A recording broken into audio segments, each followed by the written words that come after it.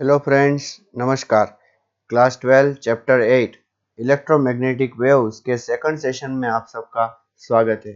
बच्चों, पिछले सेशन में हमने बहुत ही इंटरेस्टिंग डिस्कशन किया किसके बारे में, डिस्प्लेसमेंट करंट के बारे में। ठीक है, और उसमें हमने ऐसा भी डिस्कस किया था integration B D L is equals to mu zero I C plus I D, और ये जो स्पेशल टर्म आई है ना आई डी, यही क्या है, डिस्प्लेसमेंट करंट। ठीक है, आइए उसके ऊपर एक एग्जांपल सॉल्व करते हैं। क्या लिखा है देखिए, a parallel plate capacitor with circular plate of radius 1 metre.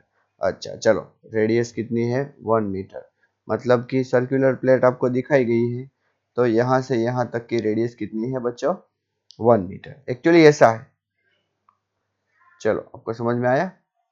हाँ, उसकी रेडियस, सॉरी रेडियस 1 मीटर है, तो मैंने अच्छा किया मैंने ड्रॉ किया। तो ये ये 1 मीटर, ठीक है, and has a capacitance of 1 nanofarad. चलो कैपेसिटेंस कितना है, 1 nanofarad. At t equal to 0 it is connected for charging in series with resistor R equal to 1 mega ohm. अच्छा, मतलब कि चार्जिंग हो रहा है तो डिस्प्लेसमेंट करंट आएगा, हमने बोला था ना। हाँ, फिर अक्रॉस अ 2 वोल्ट बैटरी, चलो कितना वोल्ट अप्लाई किया है, 2 volt. Calculate the magnetic field at point P. अच्छा, हमें इस पॉइंट पे क्या कैलकुलेट करना है, magnetic field. Magnetic field at point P find out करना है। ठीक है, half way between the centre and the periphery of the circle. अच्छा, तो ये डिस्टेंस कितना है, ये डिस्टेंस है 1/2। ठीक है, हाँ, half way between the circle and the periphery of the plates. अच्छा, इसको पेरिफेरी बोलते हैं और इसको सेंटर बोलते हैं, उसका हाफ वे मतलब कि ये हुआ ना। अब ये पूरा कितना था बच्चों, 1 मीटर, तो आधा 1/2 मीटर हो जाएगा। Okay, after T equal to 10⁻³ second. अच्छा, शुरू में नहीं, टी इक्वल टू 10⁻³ सेकंड, यानी कि 1 मिली सेकंड के बाद हमें फाइंड करना है। अभी एक इंफॉर्मेशन और भी दी गई है, तो charge on the capacitor at time T. अच्छा, मतलब कि देखो चार्जिंग हो रहा है तो चार्ज तो बढ़ेगा ही, तो किसी एक टाइम पर चार्ज उसका जो है वो कैसे दिया जाएगा, Q equal to C V 1 - e⁻t/टाउ। बच्चों, ये एक्सपोनेंशियल जो लिखा हुआ है ना, उसको हम ई बोलेंगे। ठीक है, where time constant tau is equal to C R. Okay, tau tau क्या दिया है, सी आर। अच्छा, सी की वैल्यू क्या है देखो, 1 नैनोफैराड, और इसकी 1 मेगा, तो नैनो का मतलब 10⁻⁹, मेगा का मतलब 10⁻⁶, तो ये हो गया 10⁻⁻3। समझ में आया आपको अच्छी तरीके से। ओके, हमें मैग्नेटिक फील्ड फाइंड करना है बच्चों, क्या फाइंड करना है, मैग्नेटिक फील्ड। सबसे पहले एक काम करता हूं मैं, इलेक्ट्रिक फील्ड कितना है ये मैं फाइंड कर लेता हूं। अब electric field is equals to, तो क्या होगा बच्चों, sigma upon epsilon zero. Sigma upon epsilon zero मतलब क्या, Q upon A epsilon zero. तो क्यू अपॉन, यहाँ पर जो ये क्यू है ये पूरी प्लेट पर चार्ज है वो है, तो इसका मतलब ये क्या है, ये फुल प्लेट का एरिया है, फुल प्लेट। ठीक है, तो इसका मतलब हमें यहाँ पे क्या रखना होगा, π/1²। ठीक है, अच्छा तो क्या आंसर आया, Q upon pi epsilon zero. हमें चार्ज तो पता नहीं अभी। ठीक, तो ये हो गया हमारा इलेक्ट्रिक फील्ड। आप बस मेरे साथ चलिए, किस तरह सॉल्व करते हैं देखिए अच्छी तरीके से। पहले हमने क्या फाइंड किया, इलेक्ट्रिक फील्ड। अब फाइंड करते हैं flux. Flux is equals to क्या होगा, ई ए। अभी ये जो ए एरिया है ना, ये एरिया, ठीक है, ये क्या होगा, कंसीडर्ड कंसीडर्ड सर्कल एरिया। अच्छा, कंसीडर्ड सर्कल एरिया मतलब कि ये हो गया 0.5। ठीक है ना, तो ये कंसीडर्ड सर्कल, अच्छा ये 0.5 नहीं, ये तो क्या हो गया 1। इसका जो हमने ये कंसीडर किया है ना सर्कल, अच्छी तरीके से देखिए बच्चों, ये, ठीक है, कंसीडर्ड सर्कल एरिया, तो ई ए। ओके, समझ में आया कि नहीं अच्छी तरीके से आपको। अभी फाई इज इक्वल टू ई ए अगर हम करेंगे, तो यहाँ पर ई क्या लिखना है हमें, Q upon pi epsilon zero, और एरिया तो पाई इंटू, अभी इसका एरिया कौन सा, 0.5², पाई इंटू 0.5 ठीक है। तो पाई पाई कैंसल हो गया, तो Q इंटू 0.25 अपॉन एप्सिलॉन 0, मतलब कि Q अपॉन 4 एप्सिलॉन 0। ठीक है, अब हमने फाई सोल्व कर लिया। अच्छी तरीके से देखो बच्चों, पहले हमने इलेक्ट्रिक फील्ड सोल्व किया, फिर हमने फ्लक्स को सोल्व किया। अब d phi by D t, अब किसकी बारी बच्चों, d phi by D t. तो d phi by D t अगर हमें करना है तो इसका मतलब क्या है, d D t of q upon 4 epsilon 0। तो 1 अपॉन 4 एप्सिलॉन 0 बाहर, क्या आएगा, D Q upon D T. ठीक है, we have Q is equals to CV into 1 minus e raised to minus t upon tau। बच्चों इसका डेरिवेटिव अच्छी तरीके से आपको पता होना चाहिए, कैसे लेंगे। CV कांस्टेंट है तो मैंने CV को पहले बाहर निकाल दिया। ठीक है, अब अंदर डेरिवेटिव लेंगे तो अंदर डेरिवेटिव क्या होगा, D D Q of 1 minus D D T, sorry D D T. ठीक है, we are taking derivative with respect to time. Okay, and here also derivative of e raised to minus t upon tau। Okay, चलो करते हैं। तो CV, अभी derivative of 1 कितना होगा, 0, sorry मैंने 1 लिख दिया, 0। और e raised to minus T upon tau का डेरिवेटिव, तो e raised to minus T upon tau ऐसे रखो, फिर multiply by minus 1 upon tau. ठीक है, ओके। तो चलिए CV, अभी ये जो माइनस है और ये माइनस है दोनों कट हो गए, तो इधर क्या हुआ, CV अपॉन टाउ, और इधर e raise to minus T upon tau. Okay, तो ये हमारा dq अपॉन dt हो गया। तो इससे हमें क्या पता चला कि भैया D phi by D T क्या होगा, D phi by D T ये होगा कि 1 upon 4 epsilon 0 into CV upon tau into E raise to minus T upon tau. ठीक है, इतना बड़ा इक्वेशन देख के प्लीज घबराओ मत, अभी सब कुछ इजी हो जाएगा। डिस्प्लेसमेंट करंट का फॉर्मूला बच्चों, epsilon 0 into D phi by D T. Capacitor की प्लेट्स के बीच में डिस्प्लेसमेंट करंट ही होता है। तो epsilon 0 into D phi by D T करेंगे तो मतलब क्या है कि ये पूरी टर्म जो है उसके साथ में हमें एप्सिलॉन 0 को मल्टीप्लाई करना है, तो ये कट हो गया। So what answer we get, CV upon 4 tau into E raise to minus T upon tau. Okay, हम क्या रिप्लेस करेंगे, e raise to minus T upon tau. Okay, put put t equal to 10 raised to minus 3, okay, and tau equal to 10 raised to minus 3, we get, बच्चों उन दोनों की value 10 rest to minus 3 है, तो इसका मतलब हमें डिस्प्लेसमेंट करंट कितना मिलेगा, CV अपॉन 4, और टाउ की वैल्यू कितनी, 4 इंटू 10 रेस्ट टू माइनस 3। ठीक है, और इधर e रेस्ट टू माइनस 1। ठीक है, तो C की वैल्यू कितनी थी,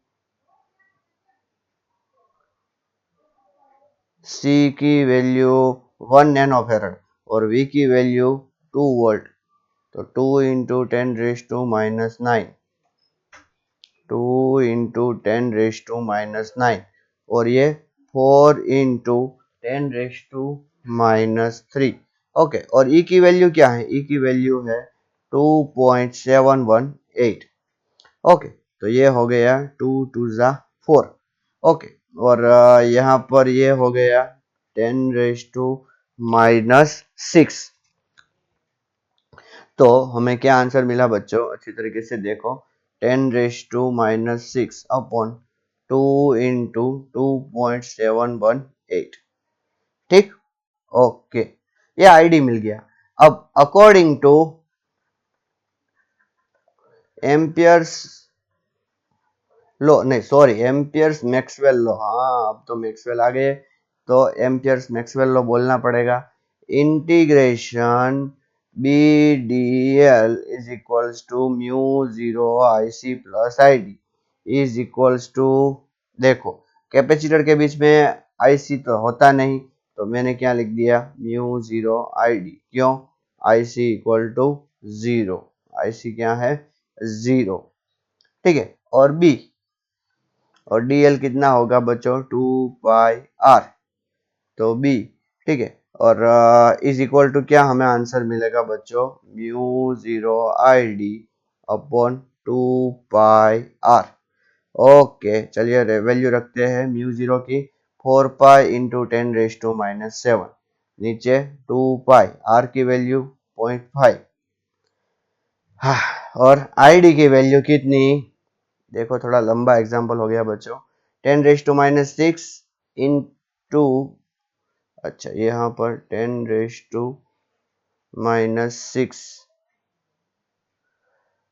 upon 2 into 2.718, 2 into 2.718, so this will be, अच्छा यहाँ पर देखिए ये 2 कैंसिल हो गया, फिर इस 2 के साथ ये 2 कैंसिल हो गया, और 0.5 और 2 पॉइंट नियरली 1 हो सकता है, so you can say 10⁻⁻13 Tesla, nearly कितना मैग्नेटिक फील्ड हो सकता है, 10⁻⁻13 टेस्ला, ठीक है। चलो मैंने सॉल्व किया, मैं फिर से आपको बोल दूं कि कैसे सॉल्व किया बच्चों, अच्छी तरीके से देखो।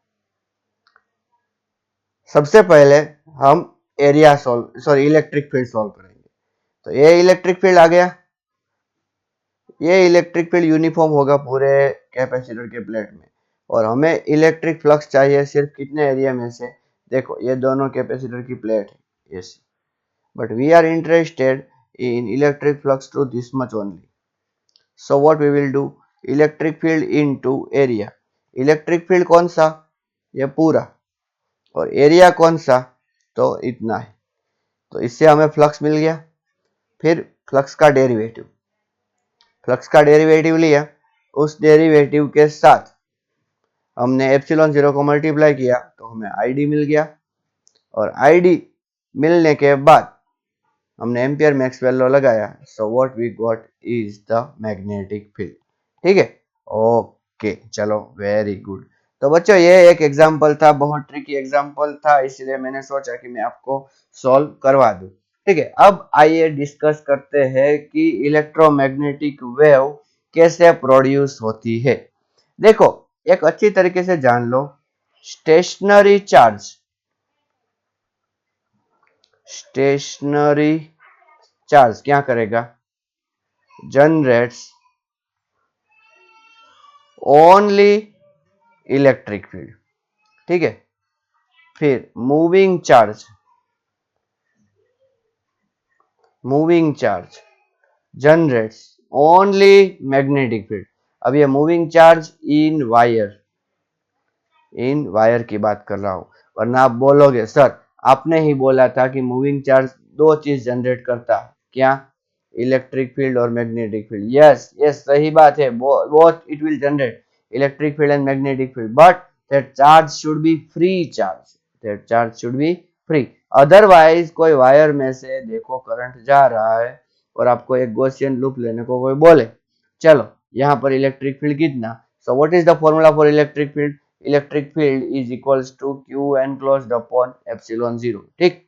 अच्छा इस वायर में कितना चार्ज इनक्लोज हुआ, आप बोलोगे सर करंट जो फ्लो हो रहा है, ठीक है, तो I is equal to q t लगा के, नहीं बच्चों इसमें प्रोटॉन और इलेक्ट्रॉन दोनों है, so q enclosed is zero, so zero upon epsilon zero is zero, तो इसका मतलब यहाँ पर इलेक्ट्रिक फील्ड कितना होगा, जीरो।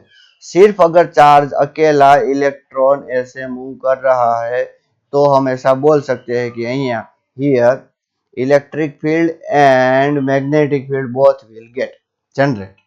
ओके समझ में आया कि नहीं, ये पहला केस, ये दूसरा केस और तीसरा केस जो मैं डिस्कस करने वाला हूँ वो इस चैप्टर का हार्ट है, वो क्या है, देखो मूविंग चार्ज में मैं एक चीज बोलना भूल गया, uniformly moving charge,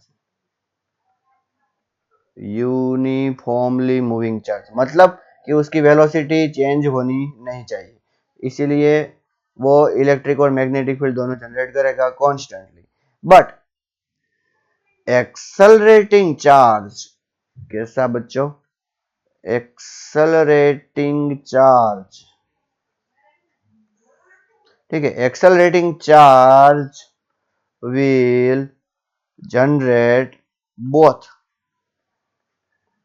E and B both varying, देखो ये कांस्टेंट जनरेट करेगा लेकिन ये वेराइंग जनरेट करेगा, okay, and as a result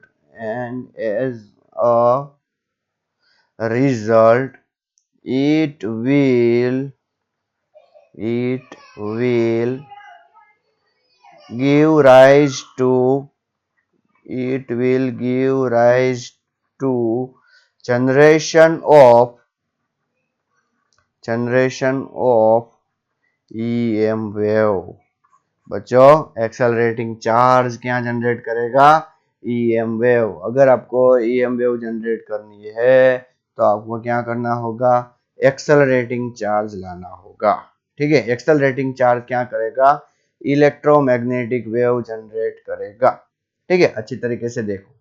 अब एक एक्सपेरिमेंट जो मैं आज डिस्कस करना चाहता हूँ वो है हर्ट्ज एक्सपेरिमेंट। या तो बेसिकली जो मैं डिस्कस करना चाहता हूँ वो है हर्ट्जियन डाइपोल। क्या? Hertzian dipole. बच्चों इसका मैं सिर्फ प्राइमरी ही डिस्कस करूंगा। क्यों? क्योंकि इसका डिटेल डिस्कशन अभी हमारे सिलेबस में नहीं है, हमारे स्कोप में भी नहीं है, सिर्फ इंट्रोडक्टरी डिस्कशन है। क्या है? अच्छी तरीके से देखिए। ये कंडक्टिंग रॉड है और इसके साथ कंडक्टिंग स्फीयर। चलो समझ में आया? हाँ। अभी ये कंडक्टिंग स्फीयर और ये क्या है? कंडक्टिंग रॉड, ठीक है। मैंने बोल दिया, आप लिख लेना। ये कंडक्टिंग रॉड है और दूसरा जो बीच में है वो क्या है? देखो मैं लिख देता हूं, चलो। कंडक्टिंग रॉड, ठीक है। और ये क्या है? कंडक्टिंग स्फीयर, ठीक। ओके नाउ, और यहां पर जो ये बीच में है उसे हम बोलेंगे स्पार्क गैप। क्या बोलेंगे बच्चों? स्पार्क गैप, ठीक है। ये पॉजिटिव है सोचो और ये क्या है? नेगेटिव है, ठीक है। और यहाँ पर इन दोनों को कनेक्ट करके ये सोचो, ये है इंडक्शन कॉइल। क्या है बच्चों? ये इंडक्शन कॉइल, ओके। तो होगा क्या? अच्छी तरीके से देखना। Induction coil generates high voltage spark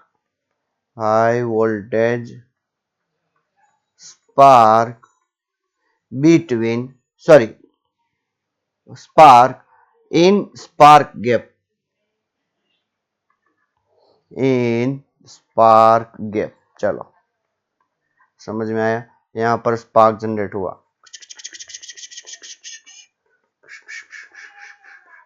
ऐसा स्पार्क जनरेट हुआ, ओके। स्पार्क जनरेट होने से क्या होगा? As spark get generated,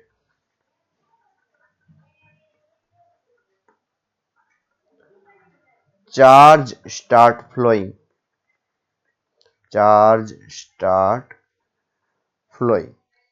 and positive sphere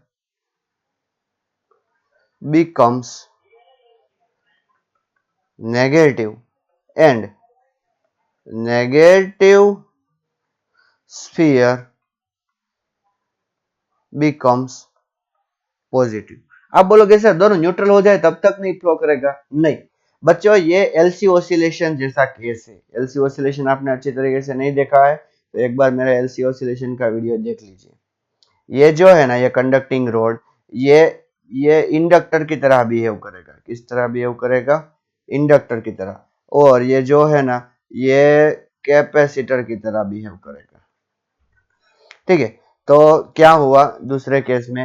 ये जो पॉजिटिव था वो नेगेटिव हो गया, और वो जो नेगेटिव था वो पॉजिटिव। चार्ज किधर चला गया? ऊपर। ठीक है।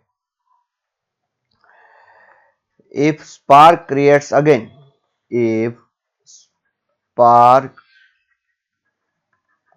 creates again, reverse process will observe. Reverse process will observe. समझ में आया? रिवर्स प्रोसेस ऑब्जर्व का मतलब कि जो नेगेटिव है वो पॉजिटिव हो जाएगा, और जो पॉजिटिव है वो नेगेटिव हो जाएगा। अच्छा, फिर से अगर स्पार्क करो तो फिर से नेगेटिव पॉजिटिव पॉजिटिव नेगेटिव, तो मतलब नेगेटिव पॉजिटिव पॉजिटिव नेगेटिव। तो इस तरह चार्ज क्या करता रहेगा? यहां से वहां, वहां से यहां जाता रहेगा। तो इसका मतलब चार्ज ने क्या किया? In this way charge is oscillating. Charge is oscillating. बच्चों, oscillating का मतलब ही है एक्सेलरेटिंग। ओसिलेशन में आप सिंपल, मैं आपको एक एग्जांपल दूं बच्चों, पेंडुलम का। इसको ओसिलेशन बोलते हैं। यहाँ पर वेलोसिटी 0 होती है, और यहाँ पर वेलोसिटी मैक्सिमम, और यहाँ पर 0। तो बच्चों वेलोसिटी चेंज हुई, तो इसका मतलब ये क्या है? एक्सेलरेटिंग है कि नहीं? इन द सेम सेंस ये चार्ज ओसिलेट कर रहा है। किसके सर्किट में बच्चों? इलेक्ट्रॉन ओसिलेट कर रहा है, एलसी ओसिलेशन कर रहा है। वो मैंने अच्छी तरीके से आपको समझाया। तो चार्ज ओसिलेट कर रहा है, तो इसकी वजह से क्या होगा? And therefore EM wave get generated. EM wave get generated. क्या जनरेट हुई बच्चों? EM wave. ठीक है। अब इस EM वेव में क्या ऑब्जर्व किया गया? Electric field and magnetic field are perpendicular to each other. ठीक है, इलेक्ट्रिक फील्ड और मैग्नेटिक फील्ड, और दोनों क्या कर रहे हैं? अपनी value change. Varying electric and magnetic field are perpendicular to each other. Okay, फिर near the source, near the source मतलब क्या? कि सोचो कि ये दोनों ऐसा यहां पर नजदीक। Near the source E and B are in phase, मतलब कि दोनों के बीच में कोई फेज डिफरेंस नहीं था। E and B are in phase. Okay, and their magnitude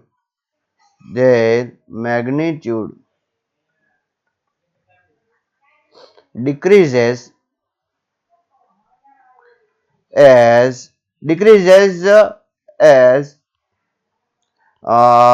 distance decreases as distance from source increases। कहने का मतलब क्या है? देखो, मैं ट्राई करता हूं ड्रॉ करने की, कि ये जो इलेक्ट्रिक फील्ड है उसका मैग्नीट्यूड क्या हो रहा है? डिक्रीज हो रहा है। ये हम सोच लो, मैंने क्या ड्रॉ किया? ये इलेक्ट्रिक फील्ड। अब मैग्नेटिक फील्ड ड्रॉ करने की ट्राई करता हूं।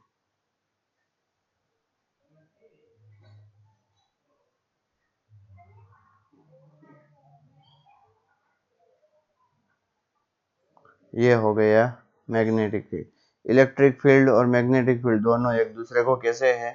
परपेंडिकुलर। समझ में आया कि नहीं अच्छी तरीके से आपको? हाँ, ओके। और उसका एम्पलीट्यूड क्या हो रहा है? डिक्रीज हो रहा है। इस टाइप के जो कंपोनेंट को हम बोलते हैं इंडक्टिव कंपोनेंट। क्या बोलते हैं? Inductive component. Okay, inductive component से मुझे एक चीज अच्छी तरीके से याद आ गई। क्या मैं एक चीज आपको गलत सिखा रहा था अभी? क्या देखो, इसका डेरिवेशन नहीं ना, इसलिए थोड़ा सा प्रॉब्लम हो रहा है। दैट E and B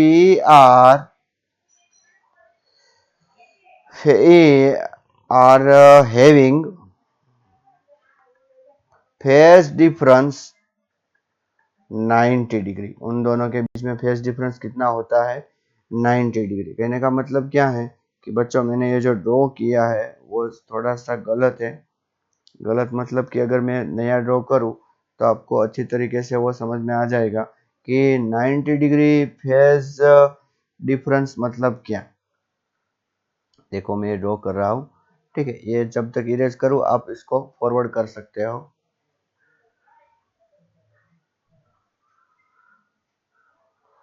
अच्छा, देखो,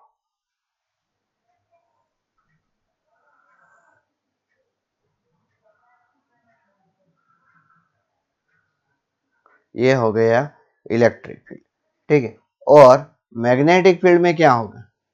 देखो, यहां से शुरू, ऐसे।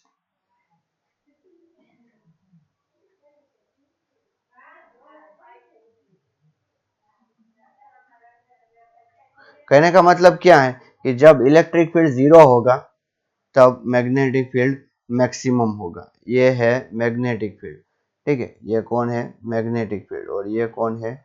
इलेक्ट्रिक फील्ड, ठीक है। इस कंपोनेंट का हम क्या नाम देते हैं बच्चों? Inductive component. फिर एक चीज और ऑब्जर्व हुई, देखिए अच्छी तरीके से। क्या?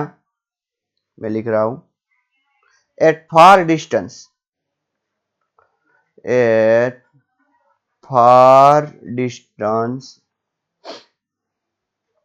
E and B becomes in phase।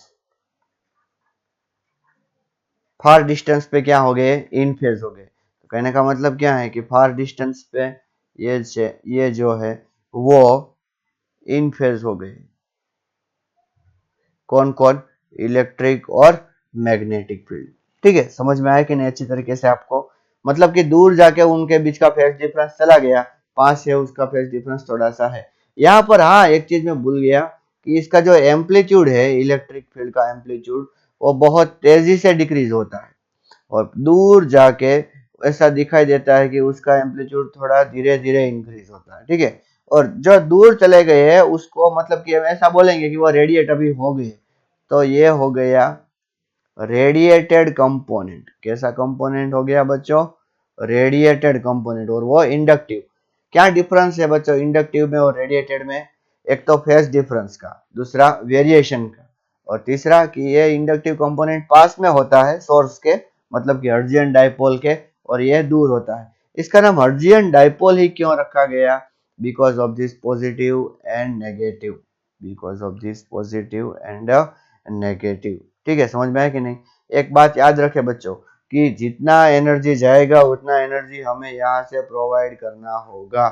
इतना एनर्जी अगर हम यहाँ से नहीं प्रोवाइड करेंगे तो थोड़ी देर में ये एनर्जी खत्म हो जाएगा, and then after it will not going to radiate more amount of electromagnetic wave. Battery होते हैं ना बच्चों, ठीक उसी तरह। ओके, तो आज हमने थोड़ा सा इंट्रोडक्टरी पार्ट, क्या ईएम वेव कैसे जनरेट होती है, वो हमने डिस्कस किया। In the next video we are going to discuss the properties of electromagnetic wave. Okay, thank you and नमस्कार।